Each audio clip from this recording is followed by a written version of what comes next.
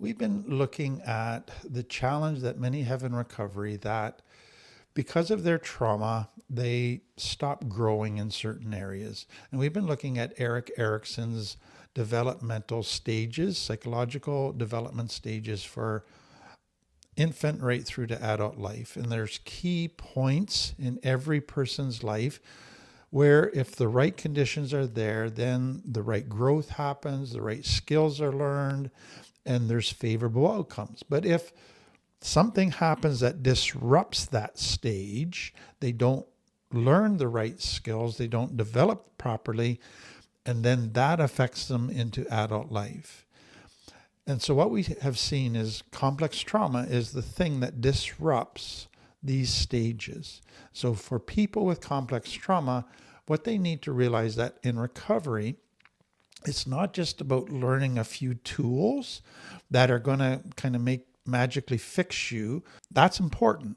But there's an element of needing to go back to the stage that was interrupted, the stage where damage was done, where you didn't grow properly, and heal that. Learn the things that you need to have learned at that stage. Develop internally the things that need to have developed at that stage. And so if a person doesn't do that and just focuses on trying to learn a few tools, usually what happens is their growth only happens so much and then it kind of levels off. They stop growing because they didn't go back to the earliest necessary tools.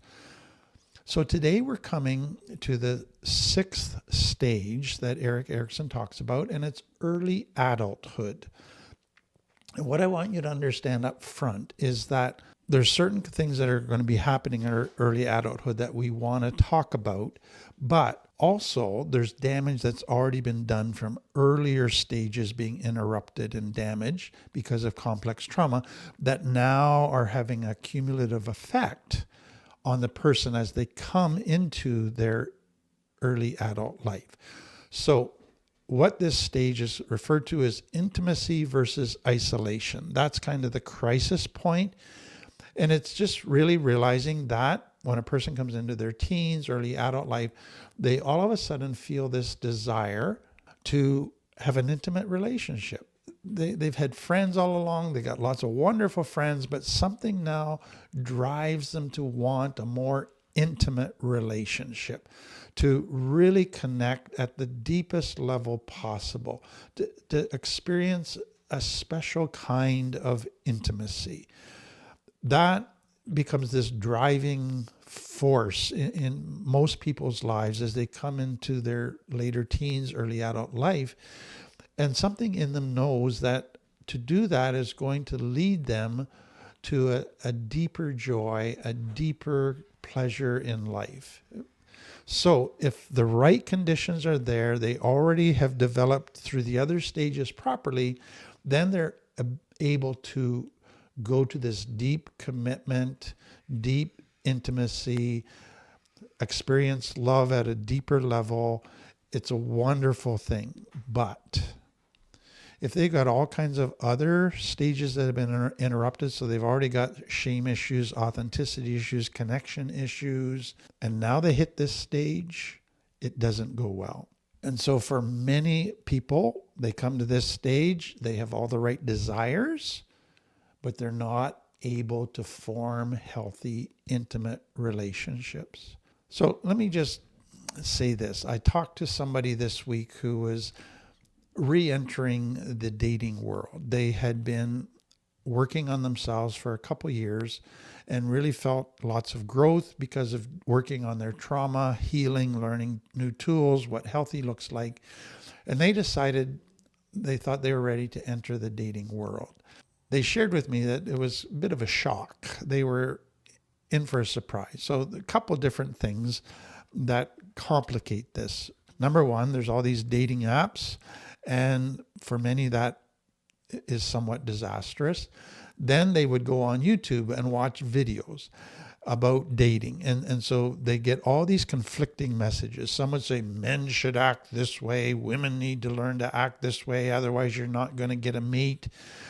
And then they would have other videos which would be all about, you need to follow this procedure, you need to do these activities. And it was all kind of very much laid out in very detailed step by step. Make sure you follow this, make sure you do this exactly to script. None of these videos, and this is my concern, focused on what you need to be underneath.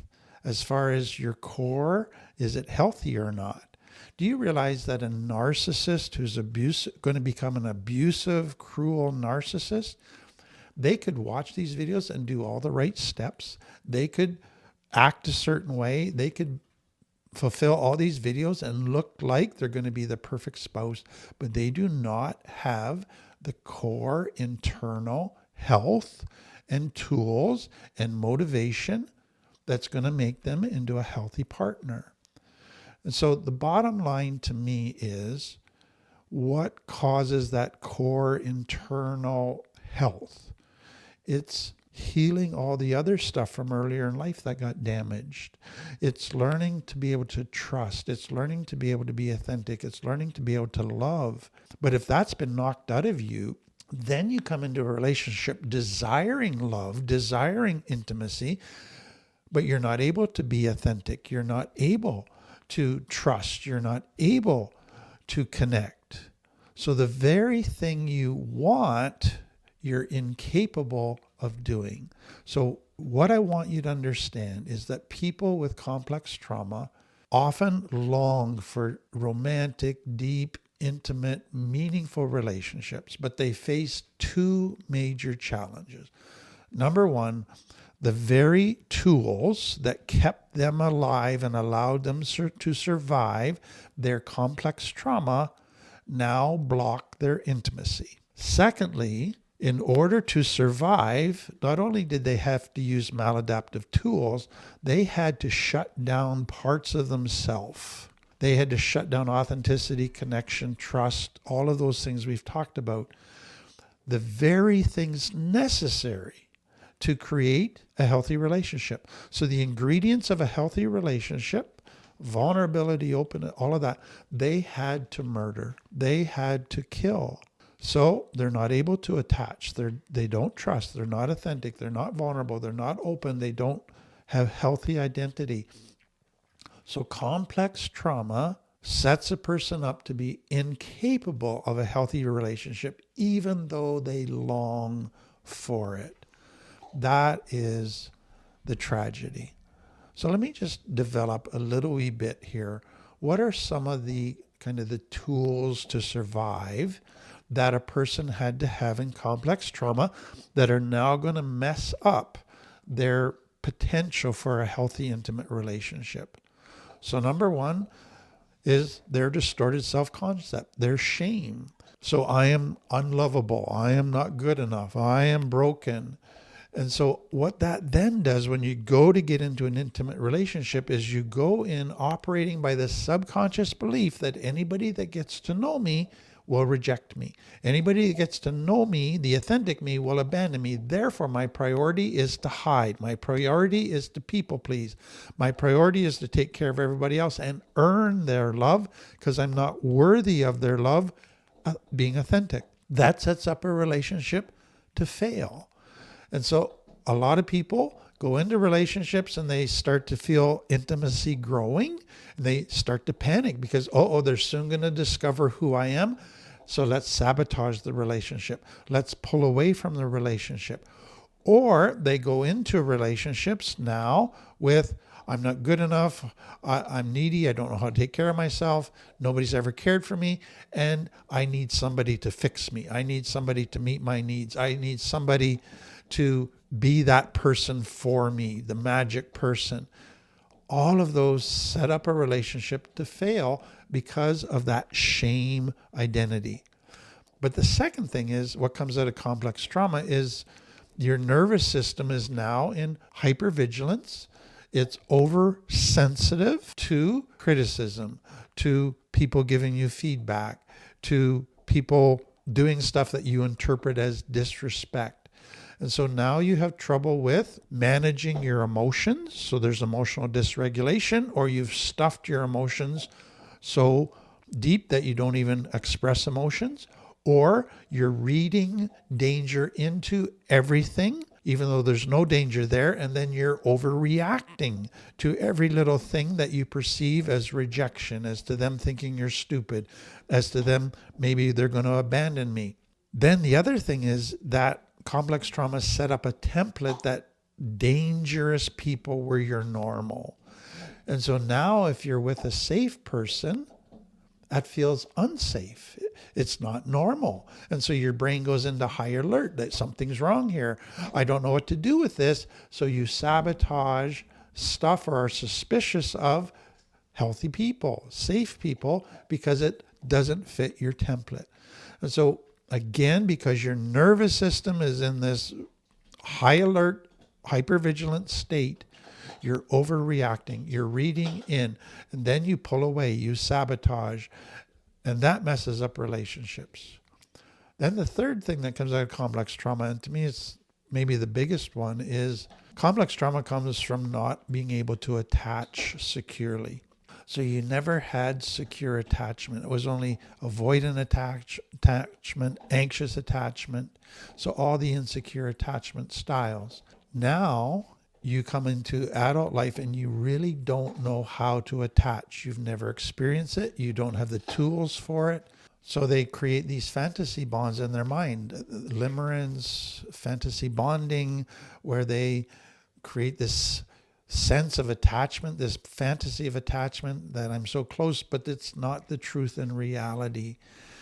And so what then can happen and they get into relationships is they start to feel potential connection and intimacy developing that triggers their attachment wounds. So now they get anxious and that makes them super needy, or they get avoidant. They start to pull away. They don't know what to do with healthy attachment. It triggers fear in them. And so then they're reading negative stuff into that. They're testing, they're pulling away, they're shutting down, all because their attachment wounds. But then a key thing to understand that comes out of trauma is that you no longer come into relationships or life with love as your primary motivation to, I'm good, so I'm now going to give and care for others.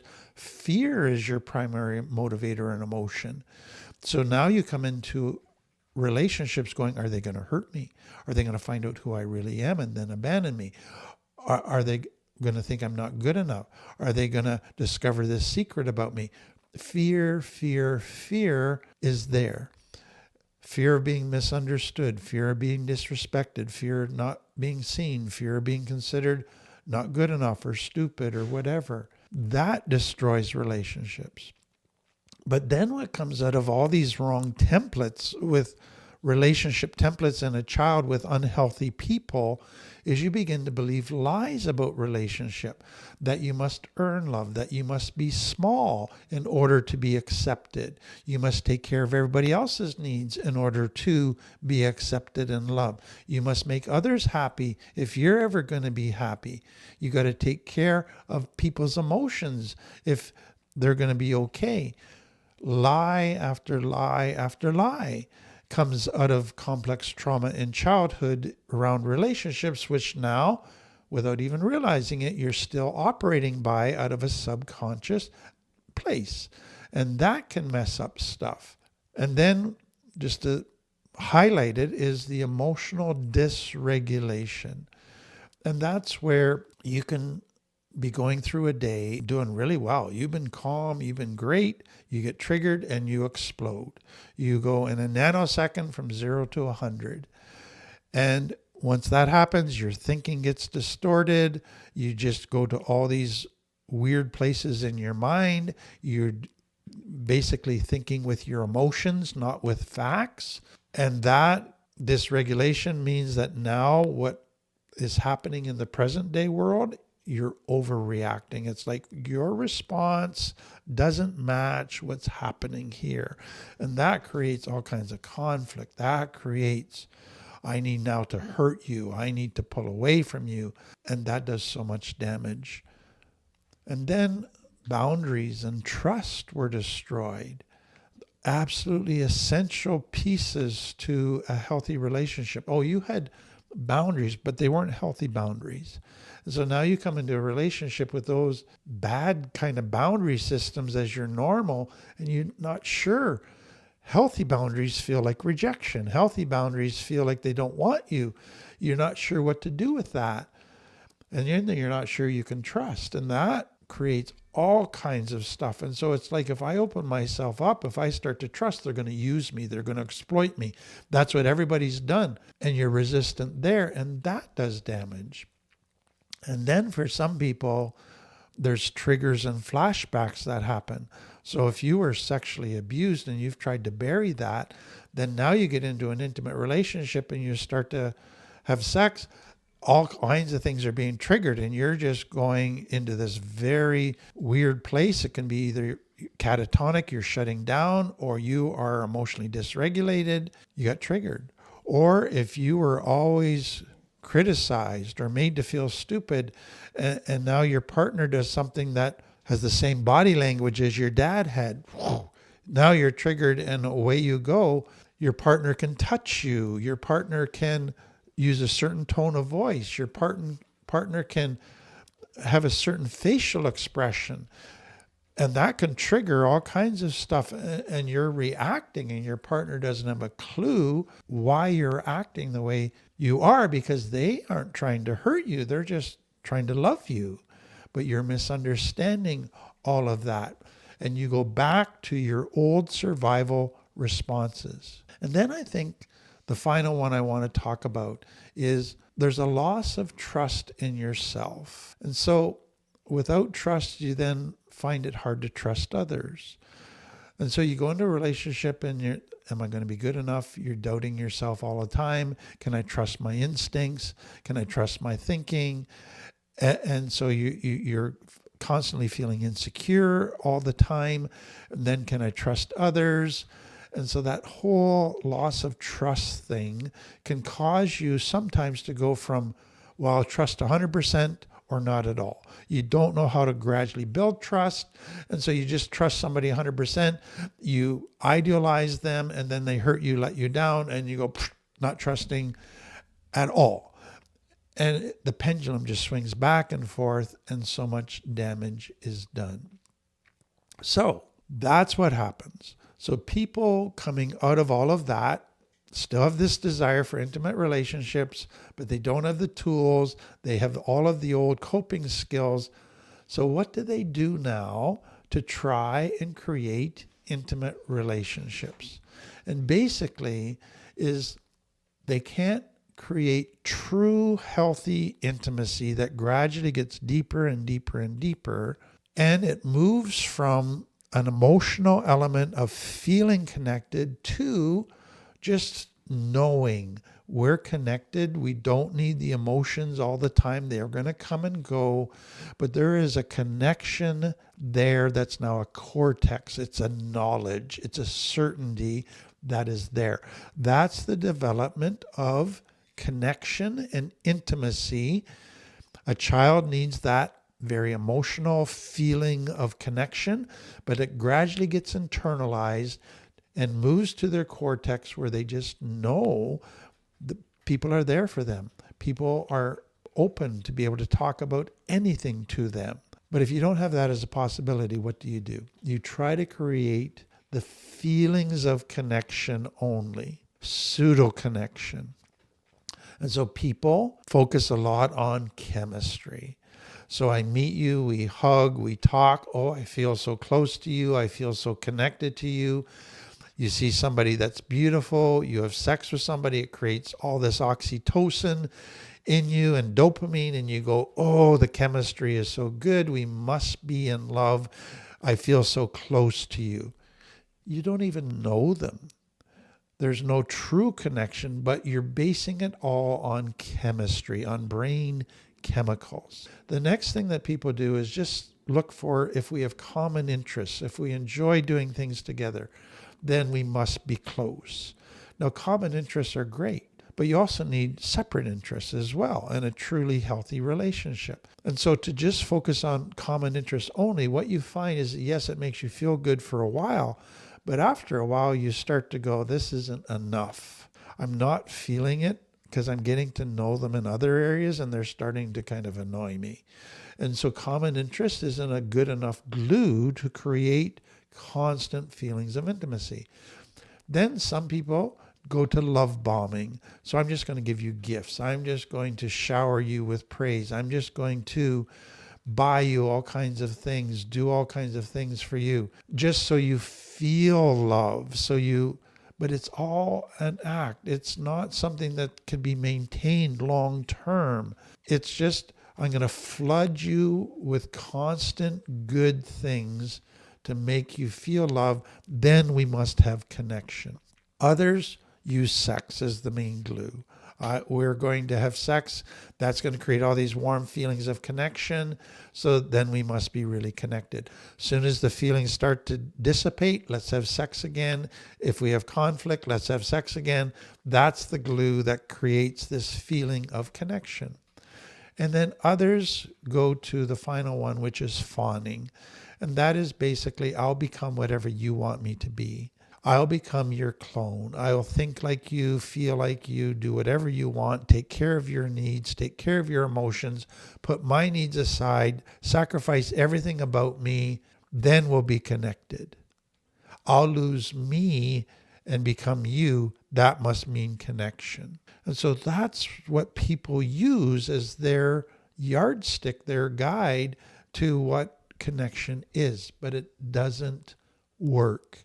It might seem to work in the short term, but long term, it does not work. So, what do you do? If this has been your wound, if this has been your experience, this really, the response would take a whole series because it is so many different factors. This is not some little step 1, 2, 3 easy fix. But there's a second thing here that makes me cautious, and that is, and I've said this to many of our staff, this is the one area where I can give advice and nobody listens to me because this desire for intimacy pushes people to just go for it using the old tools, hoping it will work, and they get hurt over and over again. And so often you kind of have to go through doing it your own way for a while till you finally realize that maybe I need to listen to some advice on this. The advice is not fun to hear, and that's part of the problem, but let me just kind of give it to you. I don't deny that this desire is strong and that this desire is good. But if you've got all the damage from earlier stages being disrupted, you're not ready for this stage. And so you might need to just be abstinent from intimate relationships for a year. Make that commitment and say, I'm going to use this year to just focus on my own internal growth. And I've seen hundreds of people do that. And many of them, that year often grows to 2 years or 3 years because they begin to realize I got so much work internally to do on myself. I'm still not ready for an intimate relationship. If I was to go back into an intimate relationship, it would undo a lot of the growth because it would trigger such deep things. I go back to old tools. So it's a hard thing to do, but often you have to just say, I'm going to abstain from this and focus on myself.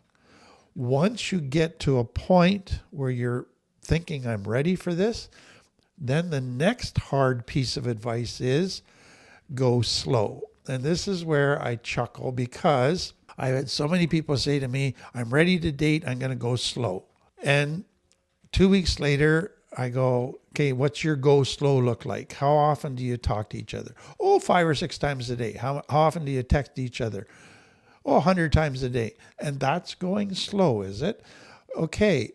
So what people need to realize is that once oxytocin is ignited in the brain, it turbocharges everything and it's super hard to go slow. And so this is where you need people you trust that you can be accountable to. And this is where you need really good boundaries around texting, talking, how often you see each other. Because going slow is easy to say, but one of the hardest things in the world to do. So a healthy relationship takes 6 months, a year to develop into a deeper intimacy gradually. It can't be sped up. As soon as you speed it up, it becomes unhealthy. And so I give a third piece of advice to people, and that is once you abstain for a while, work on yourself, don't make dating the next step. Actually make just building good friendships with people the next step. Learning how to connect in non-romantic ways. Learning how to trust again, to be authentic again, to set boundaries, to express your needs, to see yourself as an equal and treat yourself as an equal in a relationship, to respect yourself. Learn how to do that in non-romantic relationships first. Gives you a lot of practice in the tools and building of internal strength in using those tools. And then as you build friendships with people, either just non-romantic or as you move into dating, learn to listen to your gut. Learn to stop and assess green flags versus red flags versus orange flags. So what's really good about this person? What's a line that in the sand that I'm not willing to cross, a red flag? What's an orange flag that this is potentially dangerous? I need to be aware of it, but it could just be something that isn't going to destroy the relationship. So you need to learn to begin to consciously pay attention to those things your gut is telling you. And then as you get to know a person, you don't just look for common interests. You want to go deeper than that and begin to ask, what are their values? What motivates them? What are their beliefs, their passions, their goals, their priorities? How do they treat other people? What's their view and their relationship to money? How do they treat people who are less than them in position or status in society? Look at those things. That begins to give you an insight into a person's true character and whether you can have true intimacy with them. And I'll give one final suggestion. If you're ready, you think you're ready to go into the dating world, don't start with a dating app kind of thing. What I would suggest would be, don't even think of it in terms of dating. Get involved in some community stuff, in community activities, in volunteering in different organizations. Get to know people that way, in a non-structured way, in a non-formal way. That's where you really begin to see what people are like, and not in a dating setting, in that kind of bubble environment. But then as you get to know people in different organizations and volunteering and activities, if you feel an attraction to them, I think there's wisdom in just not giving into that attraction right away. Just, I'm attracted, but I'm not going to jump on it. I'm going to just continue to watch for a few weeks. And what happens in many cases is, as you watch for a few weeks, all of a sudden you get to know them better and the attraction goes away. And so you go, oh, I'm glad I didn't follow up on that initially.